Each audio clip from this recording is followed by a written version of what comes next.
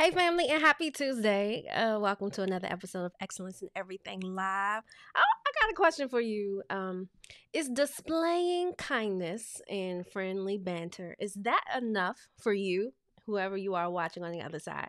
Is that enough for you to have a quality, sustainable, long term, valued relationship? Displaying kindness, friendly banter.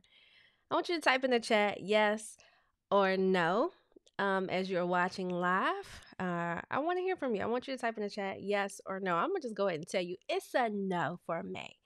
My personal motto is excellence in everything, every time. And you may often hear me say that it does not mean perfection, it just means your highest quality of effort. And I think that also extends into how I treat people and then also how I'm building and sustaining relationships. So tonight's topic is like something near and dear to me because how you treat people, it does matter. It matters to me. And that's what we're going to talk about today after our intro. I'll see you in a few. You are excellence. Your mind is of excellence. Your visions are of excellence. Your unique superpower is nothing short of excellence. You amplify a voice of excellence. Your contribution to this world will be of excellence. You will achieve your highest goals and desires with excellence. You are capable of excellence. You have an inner power of excellence. You will achieve excellence in everything, every time. For those of you who I have not yet met, my name is Linnita Hosten, and I get super passionate about the work that I do. I coach high school students to devise what I call a PPP, which is a post-graduation productivity plan that allows them to transition seamlessly into their careers of choice and make you proud, those of you who are watching on the other end. And Excellence in Everything Live is my weekly live stream to touch on the 3 C's.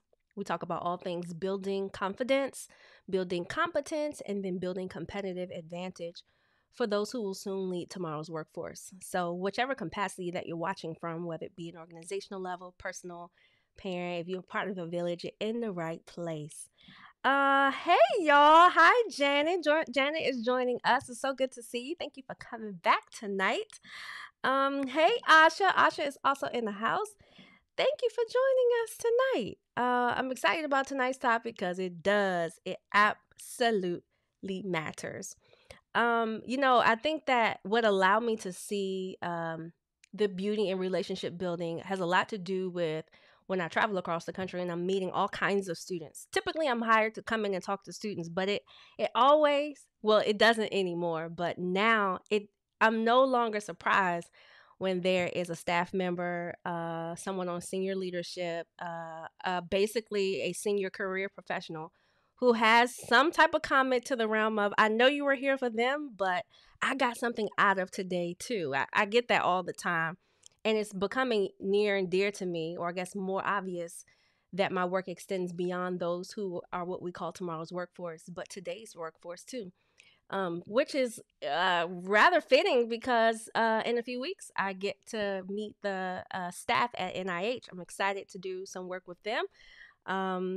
And followed by that, I'll be at Hartford Community College in October. And then finally, the Excellence Conference, Commit to Excellence Conference in Baltimore. These are just some of my upcoming dates. But just in case you're watching today, you're wondering after you listen to today's topic how I can serve you. My team and I, we also write curriculums related to education and career development. You could also bring me in to speak, obviously. Sometimes we can work out something where you get a bulk book order. It just depends on what it is. And then I also have my own program called the Excellence Academy. Sometimes I'm hired to facilitate that amongst an existing cohort of students and or leaders who work with students. And sometimes I also facilitate my own cohorts independently. So just in case you were wondering, I just wanted to tell you that. If you want more information, you can go to linnitahosten.com/connect, fill out the form, and someone on my team will follow up with you. And so hopefully we get a chance to work together this year. So listen, I think that the strongest relationships are those that have depth. I'm going to talk about that in a second, are the ones that have depth. Hey, Brian. Thanks for stopping by today. Appreciate you. Um, love those who are you watching live. If you're watching live, go ahead and type in the chat so I know that you're here. Let us know where you're watching from. If you're joining for the first time, you can type in the city. That's always helpful to see where you all are streaming from, because that matters. And I want to acknowledge you and thank you for being here. Thank you for being here. So listen, today is going to be a little different because I'm not giving you three topics. I'm going to give you one topic and I'm going to go deep because I feel like depth is what makes a quality relationship regardless of the hierarchy of control or leadership. I feel like depth is what distinguishes relationships that are sustainable and long lasting. And to me, depth equals the exchange of equal transparency. So both persons whom are a part of the relationship, whether it be child, student, supervisor, student, intern, supervisor, boss, superior, senior leadership, CEO, it's the equal transparency that makes it deep. And the only way you can build sustainable relationships is to have a level of vulnerability that extends way beyond sometimes what we feel comfortable doing. And I think that the root of having depth is you really caring about the quality of the connection that you're developing with someone. Without the care, I don't think that there's a lot of willingness to want to give that level of transparency. So today I'm just going to give you a few ways in which you can demonstrate that care by way of depth. Easy things that don't cost you no money. You ain't got to do nothing crazy. You ain't got to jump up and down or anything. But I wanted to do that. Hey. So good to see you. Thank you for viewing from Virginia. You're absolutely welcome. Brian is from Baltimore, Maryland. Shout out to Be More. We love when Be More visits. Legacy is also here. Hey, Legacy. So good to see you. I got to bring you on the show. It would be great to interview you and have you talk about some of your pieces. Okay, so before I give you the examples of how to create and generate care. I want to give you three definitions, and I want to walk you through which of these do you want out of the relationship that you currently are attending today, watching from the lens. So if you're watching from the lens of a parent, organization leader, community leader, youth leader, what is it that you want? Do you want control, which is the ability to have the power to influence or direct people's behaviors over a course of events? Do you want the ability to direct persons? Like you want the ability to kind of like, I would say a form of, like almost like manipulate in some degree or use your strength to guide folks? Do you want control? Do you want influence, which is the capacity to have an effect on the behaviors of individuals? Is that something that you desire with the relationship that you're watching from today's show, like whichever lens you're watching from? Or do you want respect? And that's a feeling of deep admiration for someone or something. Which of those do you want? Because I always feel like before you can decide on a pathway, and this is a lot of what I coach students to do, let's get clear on what the end goal is. Is your end goal control? Is your end goal influence? Is your end goal respect? And if you're watching today, Tab says she is watching from South Carolina. If you're watching today, which one of those do you want out of the relationships that you're building? You want control, you want influence. If you want all of them, if you want both of them, you could say that too. Which of them do you want? Because based off of what you want, I feel like should decide how you should determine how you decide to display your level of care. So I'm gonna give you some examples about a level of care that you can do. Easy way to build relationship. Doesn't matter the age or the type of relationship that you have. But I think it's important for people to know your story.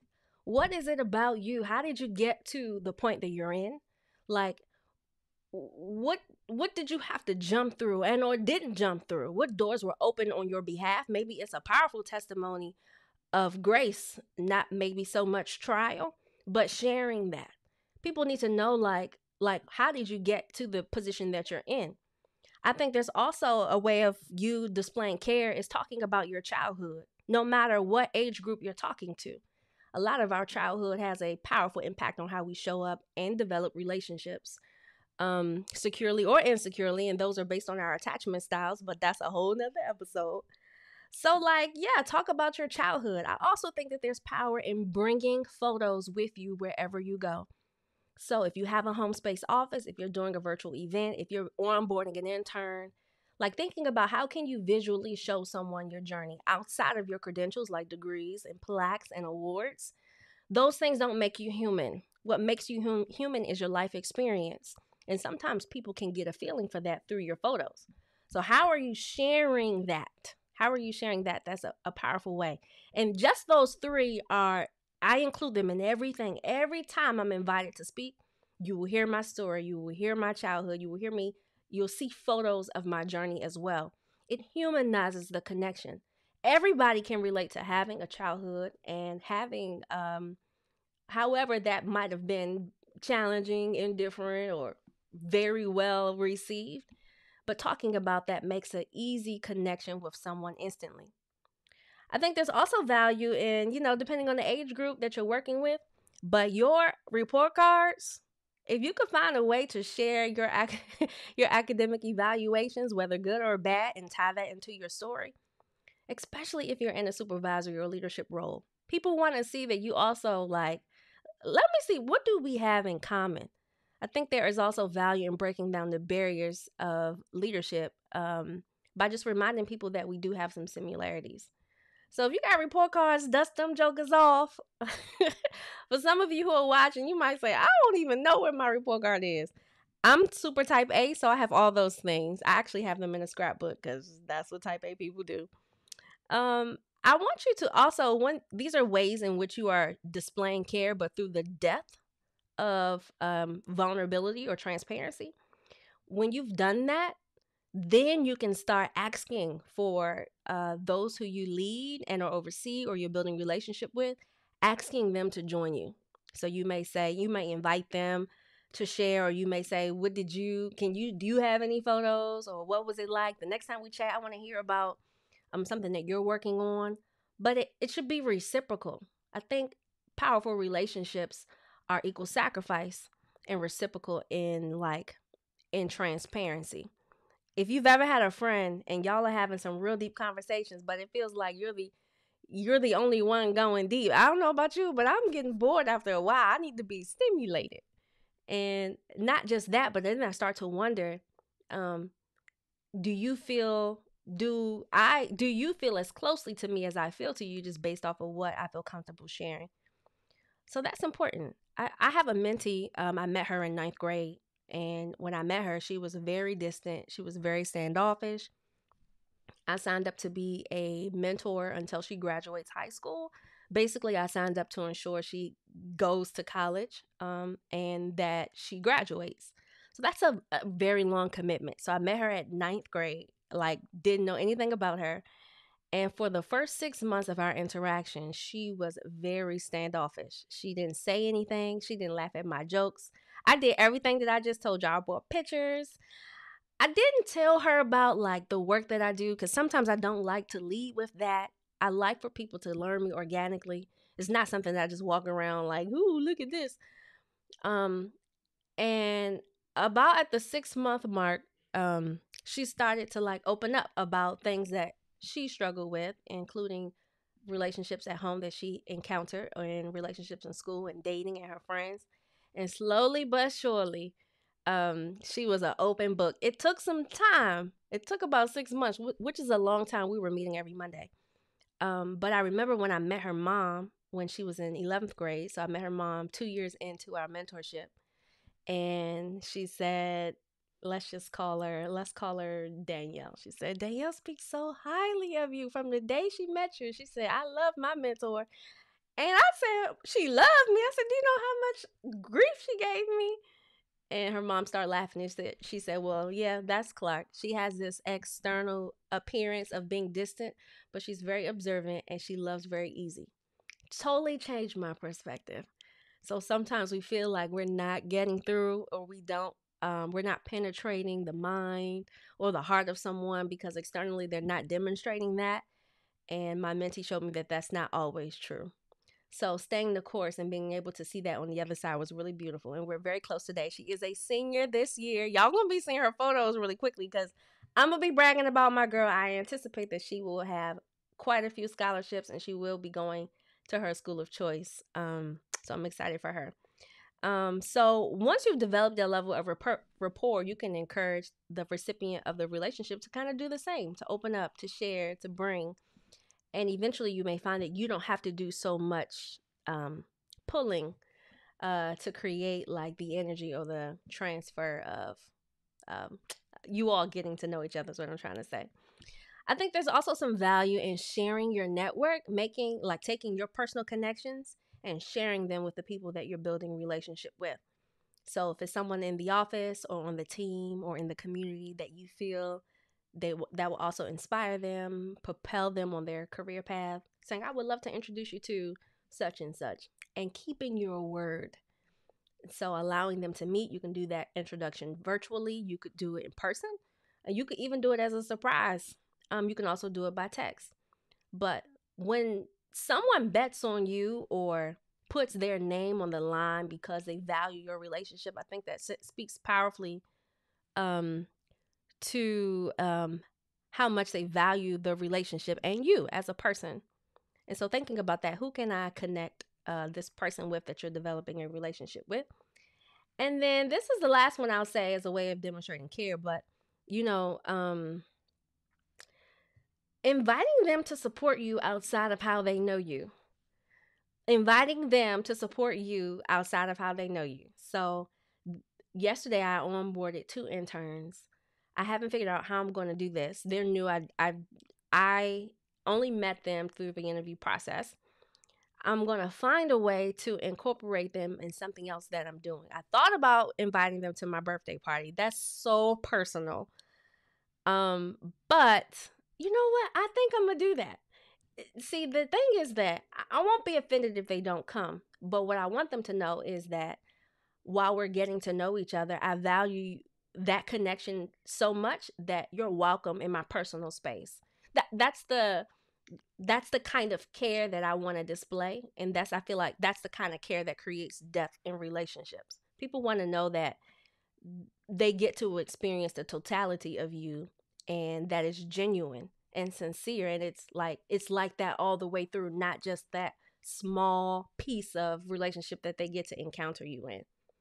So those are just some ways in which you can demonstrate care. And that's the hack. The hack is caring so much that you're thinking creatively about how you can not only create the connection, but sustain it for the long haul. Hey, LaShante, it's good to see you. It is so good to see you. Thank you for stopping by tonight. Yeah, I think relationship building is more simple than we allow it to be. Platonically, obviously, I ain't got no relationship advice for y'all romantically because I'm still single. So that is not what we came here for. But what I'm talking about is sustaining and maintaining relationships with those who we may lead, love, oversee, challenge, coach. The easy way, the hack that we do that is through caring, and we display our care by having a depth of transparency, and it should be reciprocal. But I do think that as the leader and the capacity of the relationship, that should be something that you should initiate.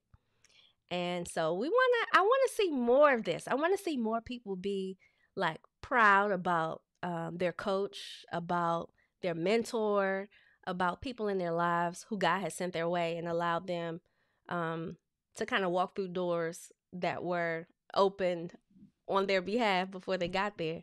And I think that can happen when we are all just displaying a level of care, a genuine care, a genuine care. Awesome. It's good to see you too. Good to see you too.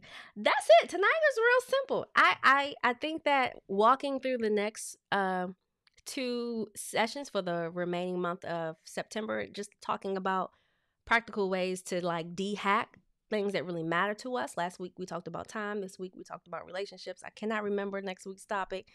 But our final week we'll have a guest, and I think you're gonna love her. So we'll be talking about how to listen so your teen can talk. We have a guest who's coming in to talk about that. I'm really excited about that. Sorry about that. That's autofocus. It just on my behalf. It just wanted to make me more clear. But that's it. That's all I got. I won't hold you. I'll see you next Tuesday, 8:30 Eastern Standard Time. I'm Linnita Hosten, your favorite student success strategist. And I love you, and there's nothing you can do about it. Good night. You are excellence. Your mind is of excellence. Your visions are of excellence. Your unique superpower is nothing short of excellence. You amplify a voice of excellence. Your contribution to this world will be of excellence. You will achieve your highest goals and desires with excellence. Excellence in everything, every time.